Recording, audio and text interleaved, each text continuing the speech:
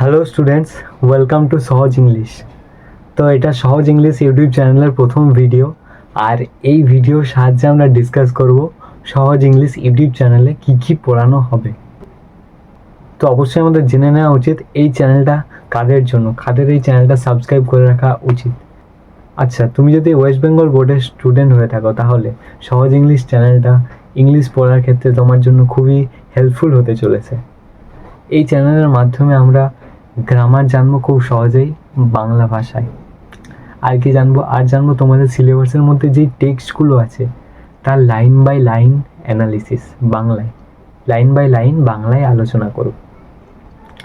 আর জানবো তোমাদের যে টেক্সটগুলো আছে সেখান থেকে কী ধরনের প্রশ্ন আসতে পারে এবং সেই টেক্সটের যে কোশ্চেনগুলো আছে তার অ্যান্সার জানবো। তো প্রথমে যেইগুলো দিয়ে শুরু করব তা হচ্ছে ইংরেজি গ্রামার। আমরা ইংরেজি গ্রামার শিখবো একদম প্রথম থেকে। হতে পারে অনেকে তোমরা গ্রামার শিখেছো বা ভুলে গেছো, বা অনেকেই হয়তো গ্রামার শেখেও নি। তো এই চ্যানেলটা তাদের জন্য যারা আবার প্রথম থেকে গ্রামার শিখতে চাইছো, তা তুমি ক্লাস 1-এই পড়ো বা ক্লাস 12-এই পড়ো, সবার জন্যই এই চ্যানেলটা খুবই গুরুত্বপূর্ণ বা খুবই হেল্পফুল হতে চলেছে। তাই এখনও যদি চ্যানেলটা সাবস্ক্রাইব না করেছো অবশ্যই সাবস্ক্রাইব করে নিও। তো এবার বিষয় হচ্ছে আমরা চ্যানেলে কি কি শিখবো, কিভাবে গ্রামার শিখবো, তার একটা বেসিক ইন্ট্রোডাকশন। তো চলো তাহলে আজকে ক্লাস শুরু করা যাক।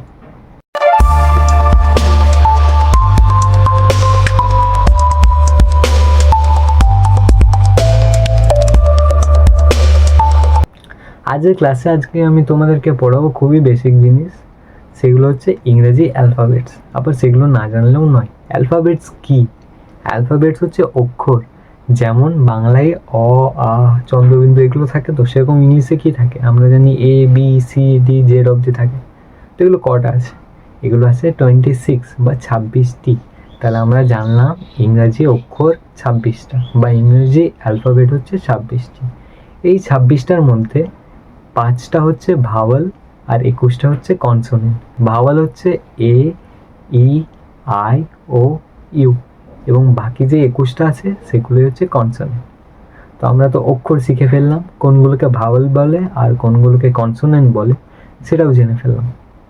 এবার নেক্সট স্টেপ হচ্ছে আমাদের ওয়ার্ড শেখার। ওয়ার্ড কি, কাকে ওয়ার্ড বলে, ওয়ার্ড মানে কি, ওয়ার্ডের কাজ কি?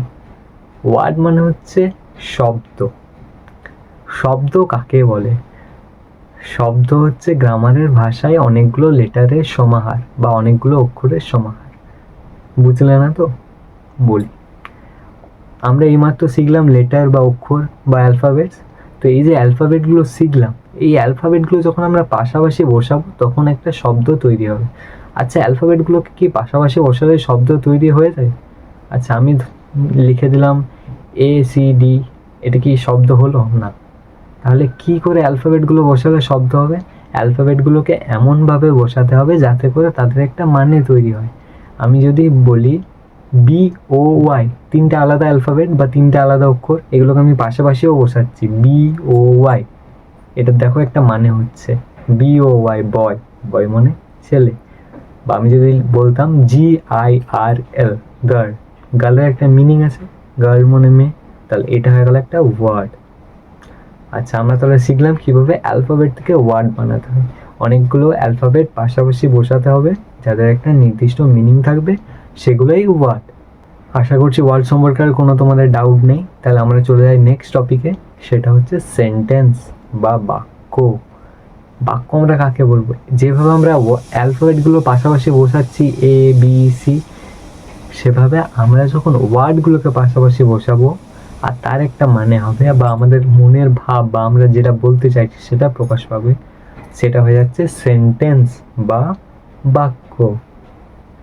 যেমন আই ইট রাইস, তিনটা আলাদা শব্দ। আই একটা আলাদা শব্দ, ইট একটা আলাদা শব্দ, রাইস একটা আলাদা শব্দ। এই তিনটে যখন পাশাপাশি বসছে আই ইট রাইস, এটার মানে হয়ে গেল আমি ভাত খাই। এটা আমাদের মনের ভাব প্রকাশ করছে, আমরা কিছু একটা বলছি, তাই তো? এটার মানে বোঝা যাচ্ছে। তাহলে এটাই হচ্ছে বাক্য।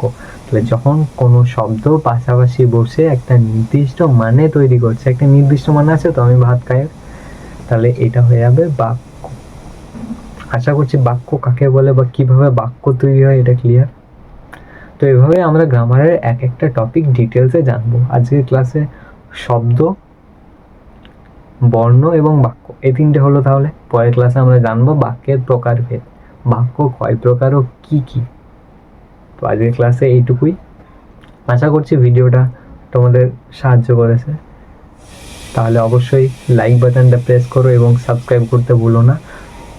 আবার এমন যদি কেউ থেকে থাকে যে তোমার ক্লাসে পড়ে বা তোমার জুনিয়র বা সিনিয়র, যার গ্রামার শেখা দরকার বলে তোমার মনে হয়, তাকে অবশ্যই এই ভিডিওটা শেয়ার করে দাও। থ্যাংকস ফর ওয়াচিং ফ্রম সহজ ইংলিশ।